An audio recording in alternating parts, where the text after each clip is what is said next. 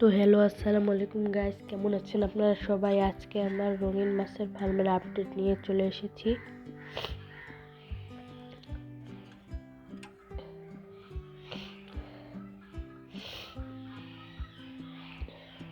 এখানে একটি planted setup করেছি। এখানে কিছু প্ল্যান্ট লাগিয়েছি সিলেটি বালু দিয়ে। এখানে মাঝে নতুন মাছ এনেছি, গোল্ড ফিশের 4টি বাচ্চা এনেছি, আর মলির মাছের বাচ্চা দিয়েছিল, সেগুলোকে এখানে একসাথে রেখে দিয়েছি। এখানে কিছু প্লান্ট লাগিয়েছি, এক রকমের প্লান্ট লাগিয়েছি।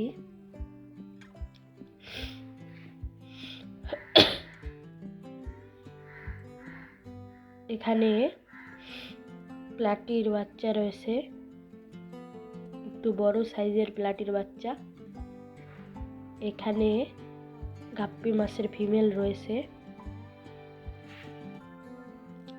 এই বড় ট্যাঙ্কে গাপ্পি মাছের বাচ্চা রয়েছে ছোট সাইজ। এখানে আদার দিয়ে রেখেছি, কি সুন্দর করে খাচ্ছে। এখানে বড় গাপ্পি মাছের রয়েছে এবং নিউ অ্যাডাল্ট কিছু মাছ রয়েছে মেল। এখানে মলির ট্যাঙ্ক ফাঁকা, এখানে মলির ট্যাঙ্কের সেটআপ করতে হবে। নিচে বালি রয়েছে, নিচে বালি দেওয়া হয়েছিল।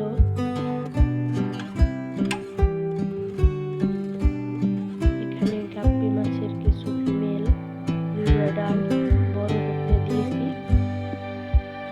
এখানে মলি মাছ রেখেছি। মলি মাছের ট্যাঙ্ক সেটআপ করার পর ওখানে মলি মাছ দিয়ে দিব। আর দুটো কই কার্প রয়েছে। এখানে কিছু প্লাটি এবং দুটি শর্টটেল রয়েছে। এখানে প্লাটির বাচ্চা রয়েছে।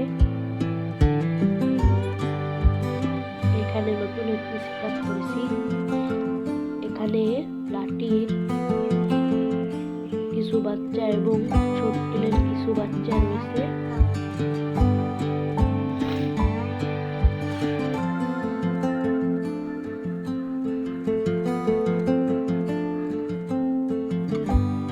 এখানে একটি প্লাটির সেটআপ করতে গিয়েছিলাম, কিন্তু এখানে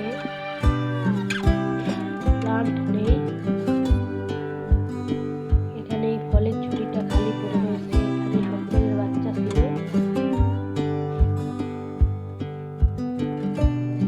এখানে দেখেন এরকম ছোট ছোট গুলি মতো আধার, এগুলোকে বাচ্চা খুব সুন্দর করে খায়।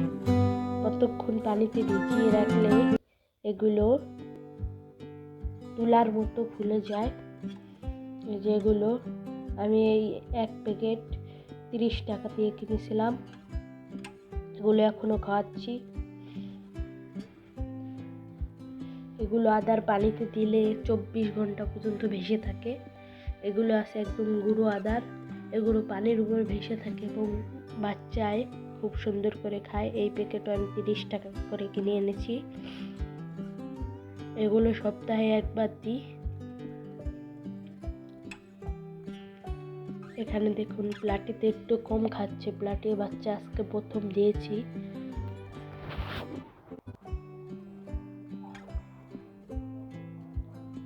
বড় মাছের জন্য এই যে কোয়ালিটি গোল্ডের আদার, এই খাবারটা আমি কিনেছিলাম 50 টাকা দিয়ে। এগুলো সব বড় মাছের খাবার দিই।